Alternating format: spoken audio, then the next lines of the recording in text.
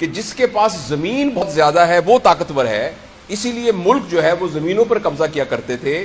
اس کے بعد جب مشینیں آئیں تو یہ پتہ لگا نہیں، جس کے پاس انڈسٹری زیادہ ہے وہ طاقتور ہے. اب یہ ہو گیا ہے کہ جس کے پاس ڈیٹا زیادہ ہے وہ زیادہ طاقتور ہے.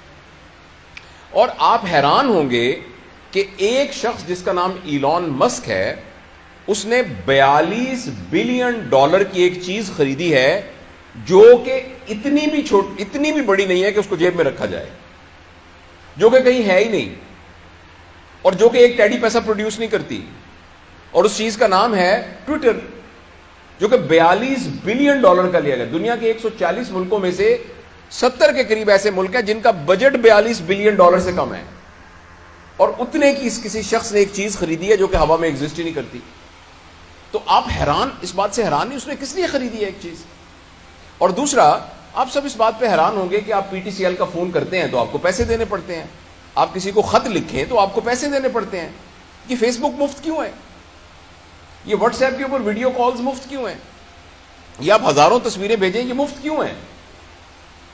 اور جس بندے نے واٹس ایپ بنایا اس کے بلینز آف ڈالر خرچ ہوئے ہیں، وہ پاگل ہے کہ ہم سب کو مفت دے رہا ہے. فیس بک مفت کیوں؟ اس لیے کہ اس بھٹی کا ایندھن میں اور آپ ہیں. میں اور آپ ان کو ڈیٹا پرووائڈ کر رہے ہیں ہر انڈیویجول کا، اور یہ ڈیٹا کیومولیٹ ہے. صرف ڈیٹا سے کچھ نہیں ہوتا، ساتھ ایک پیرالل جو کمپیوٹنگ پاور ہے وہ اتنی انٹینس ہو چکی ہے کہ جس کے نتیجے میں آرٹیفیشل انٹیلیجنس کی وجہ سے آپ کی ایک ایک بات ہر فرد کی ڈیٹا کی شکل کے اندر لوگوں کے پاس موجود ہے. اور جس کے پاس ڈیٹا زیادہ ہے اب وہ اس دنیا کو رول کرے گا.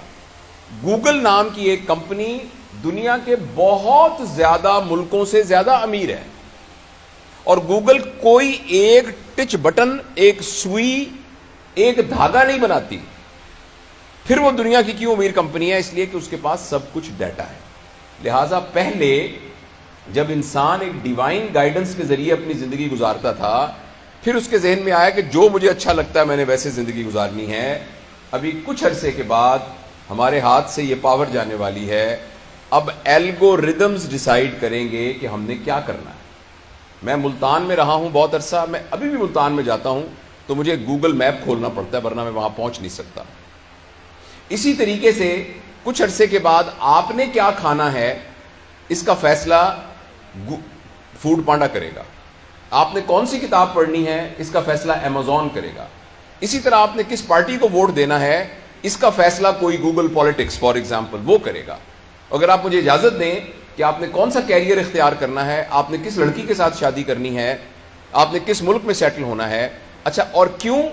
اس لیے کہ اس سے پہلے آپ کو جاننے کی ذمہ داری آپ کی اپنی تھی، اور ہر شخص کی اپنی ذمہ داری تھی کہ وہ اپنے آپ کو جانے اور اپنے لیے جو بہتر ہے اس کا فیصلہ کر سکے.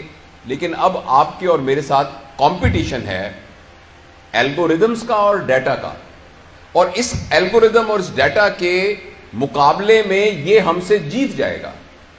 آپ نے جب فیس بک کھول کر آپ کی آنکھیں کی پیوپل ڈائلیٹ ہوئی تھی یا سکڑی تھی، آپ نے کون سی سائٹس پر زیادہ ہٹ کیا، کون سا رنگ آتا ہے تو جس کی وجہ سے آپ کے چہرے پر آپ کے جو فیشل ایکسپریشنز ہیں وہ بہتر ہوتے ہیں، کن لوگوں کے اشتہار دیکھ کر آپ کو خوشی ہوتی ہے، کون سی سائٹس کو دیکھ کر آپ کو کیا ہوتا ہے، یہ سارا کا سارا انڈیویجول کا، اور جس کے نتیجے میں پھر ایک کنٹینیوس الگوریدم کے طور پر یہ تمام چیزیں ڈیٹا سٹور ہو گیا ہے. اس سٹور ہونے سے ہم سب کے ساتھ اب مقابلہ ہے الگوریدمز کا. الگوریدم کھڑا ہو کے بتا سکتا ہے کہ آپ اپنی صحت کے بارے میں صحیح فیصلہ نہیں کر سکتے، میں آپ کی صحت کے بارے میں صحیح فیصلہ کر سکتا ہوں. مجھے پتا ہے آپ کے کھانے کا پیٹرن کیا ہے، کیونکہ ابھی کچھ لوگوں نے تصویریں جب کھانا اگر کھائیں گے تو کر کے فیس بک پہ لگا دی ہوں گی. آپ بالکل یہ مت سمجھیے کہ آپ نے آئس کریم کھاتے ہوئے جب تصویر کھنچوائی تھی وہ تصویر کچھ نہیں ہے، وہ تصویر ایک بٹ آف جگزا پزل ہے جس نے آپ کو ہیک کرنے والی اس پکچر کے اندر وہ موجود ہے.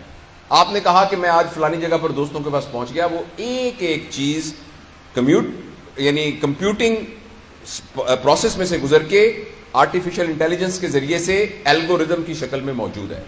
اور کچھ عرصے کے بعد میں اور آپ اس قدر مجبور ہو جائیں گے کہ ہم الگوریدم کے غلام بن جائیں گے.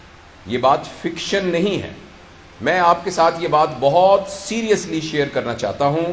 اگر اس سلسلے میں ہم نے فوری طور پر کچھ نہ کیا اور آپ سے میں بات اس لیے کر رہا ہوں کہ آپ پوٹینشیل پیرنٹس ہیں. جو لوگ 30 سال کے، 40 سال کے، 50 سال کے یا میری عمر کے، سر کی عمر کے ہو گئے، ہم سب پتھروں کی سلیں بن چکی ہیں. ہمارے اندر سے نیا مجسمہ تلاش کرنا بہت مشکل ہے. ہاں ہو سکتا ہے بہت ہماری رگڑائی کی جائے تو اندر سے مجسمہ تو ہر پتھر میں موجود ہوتا ہے. لیکن آپ وہ ہیں، آپ کے بارے میں بھی ابھی پریشانی ہے، کیونکہ اس ایج میں آپ کے آئیڈیاز بھی فکس ہو چکے ہیں، آپ کی ہیبٹس بھی. لیکن ایٹ لیسٹ ہم آپ کے اوپر یہ انویسٹ کر سکتے ہیں کہ جب آپ پیرنٹس بنیں گے اور آپ کی گود میں اللہ تعالیٰ اپنا شاہکار دے گا تو آپ کم از کم ان بچوں کی پیرنٹنگ کے اندر اس بات کو ذہن میں رکھیں گے کہ اگر آپ نے ان کو آرٹیفیشل انٹیلیجنس، سکرین سے ریلیٹڈ چیزوں کے ساتھ منیمم ٹچ نہ کیا اور ان کو نیچر سے دور رکھا، ان کو پلے گراؤنڈ سے دور رکھا، ان کو اپنے ریئل ریلیشنز کے ساتھ سے دور رکھا، ان کو مشقت کا عادی نہ بنایا اور ان کو سکرین کے ساتھ گلو کر دیا، تو مجھے اس بات کا بہت اندیشہ ہے کہ دنیا میں اتنے لالچی لوگ موجود ہیں کہ وہ ایک ایسی سائبر ورلڈ کریٹ کر دیں گے. آپ نے میٹا ورس کا نام سنا ہوگا. فیس بک کا نام اب فیس بک نہیں ہے، اس کا نام میٹا ورس ہے. آپ کے فیس سے جو کتابیں تیار ہونی تھیں، یہ اس کا پرپس تھا فیس بک کا. ہم سب کے فیس سے وہ کتابیں تیار ہو چکی ہیں. اب ایک نئی دنیا بن رہی ہے جس کا نام میٹا ورس ہے. میں نے اپنے چینل میں اس کے بارے میں تفصیل سے بات کی ہے. اور وہ میٹا ورس ایک سائبر ورلڈ ہے جس کے اندر آپ کمپیوٹر میں جائیں گے اور لائک اے ویڈیو گیم، فرض کریں آپ اس میں دبئی میں پہنچ جائیں گے. لوگوں نے دبئی میں وہاں پلاٹ خرید لیے ہیں، فزیکلی نہیں، خرید لیے ہیں، ملینز ڈالر کے خرید لیے ہیں. کچھ نے اس میں ریسٹورنٹ بنا لیے ہیں، وہ آگے بک رہے ہیں.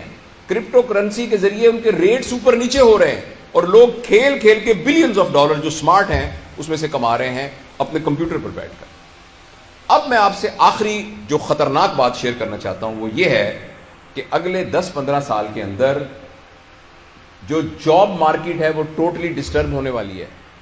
مجھے آپ یہ بتائیں کہ ایک آدمی بیٹھا ہوا ہے فزیشین اور وہ آ کے علاج کر رہا ہے، جنرل پریکٹس کر رہا ہے، الگوریدم اس سے زیادہ بہتر طریقے سے ڈائگنوز کر سکتا ہے. کیونکہ ہیومن ایرر اس کے اندر نہیں ہوگی. اور آرٹیفیشل انٹیلیجنس اتنی ہو رہی ہے کہ ایکچولی شاید ہو سکتا ہے آپ ایک ایپ ڈاؤن لوڈ کر لیں اور اپنی 60-70% بیماریوں کا خود علاج کرنا شروع کر دیں لوگ، یا کہ کمپیوٹر ایکسپرٹ کے ذریعے سے علاج کرانا. آپ کو یہ بات انہونی لگ رہی ہوگی مگر یہ بات ہونے جا رہی ہے. اور بہت سے وہ پروفیشن جن کا تعلق ایکچولی ٹیکنیکل یعنی پروفیشنز کے ساتھ ہے، وہ ساری کی سارے چینج ہونے جا رہے ہیں. اور کچھ عرصے کے بعد وہ جاب مارکیٹ میں وہ کنونشنل پروفیشنز کی کوئی ضرورت ہی نہیں رہے گی. اور ایک آدمی ہے جس کا نام یووال نووا ہرارے ہے، ہسٹورین ہے. اس نے اپنی مختلف 3-4 کتابیں اس کی بڑی مشہور. اس نے یہ کہا ہے کہ نہ صرف یہ کہ نئی جابز کریٹ ہوں گی، مگر نہ صرف یہ کہ پرانی جابز میں لوگ جاب لیس ہو جائیں گے، بلکہ وہ جاب ایبل بھی نہیں رہیں گے، ریڈنڈنٹ ہو جائیں گے. تو یہ بہت ایک سیریس چیلنج ہے. مجھے اور آپ کو اس سیریس چیلنج کے لیے تیار ہونا پڑے گا. اور یہ ہماری آنکھوں کے سامنے، آپ میں سے پتہ نہیں کتنے لوگ ہیں اگر اپنے دل میں جھانک کے دیکھیں تو ہم میں سے 80-90% اسکرین ایڈکٹس ہیں. تھوڑی دیر کے بعد اگر یوں کر کے موبائل نہیں کریں گے تو ہمیں دل میں خودبود ہونی شروع ہو جائے گی، ہمیں ڈوپامین کی ڈیفیشنسی فیل ہونی شروع ہو جائے گی. اور یہ اسکرین ایڈکشن بڑھتی جا رہی ہے. پلیز میں آپ کو یاد کرانا چاہتا ہوں کہ یہ اسکرین ایڈکشن میں صرف یہ خطرہ نہیں ہے کہ آپ کو پلیجر مل رہا ہے اور یہ غلط بات ہے، یا آپ ایڈکٹ ہو گئے یہ غلط بات ہے، یا آپ کا ٹائم ویسٹ ہو رہا ہے یہ غلط بات ہے. اس کا سب سے بڑا خطرہ بات ہے کہ آپ ہیک ہو رہے ہیں، آپ غلام بن رہے ہیں اور کچھ عرصے کے بعد آپ کی زندگی آپ کے اختیار میں نہیں رہے گی. اس سے بچنے کے لیے ہمیں ابھی ڈراسٹک اقدام کرنے پڑیں گے. اسکرین کے یوز کو منیمائز کرنا پڑے گا، اپنے ڈیٹا کو مفت میں آگے نہیں دینا پڑے گا، اور اس سلسلے میں اپنے لیے کوئی ڈسپلن قائم کرنا پڑے گا. اس سیلفی کی کیا ضرورت ہے کھڑے ہو کے کہ جی میں اس وقت میں کڑائی گوشت کھا رہا ہوں اس لیے میری سیلفی ہے.